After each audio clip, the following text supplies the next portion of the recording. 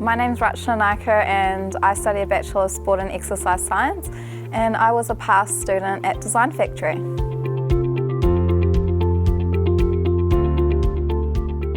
One of my highlights was always seeing all of my classmates and lecturers on the Zoom sessions that we had during lockdown, because that really brightened my days. For me, I really did enjoy the Miro board because we could all communicate and collaborate together. Everyone could work online at the same time, which was quite nice.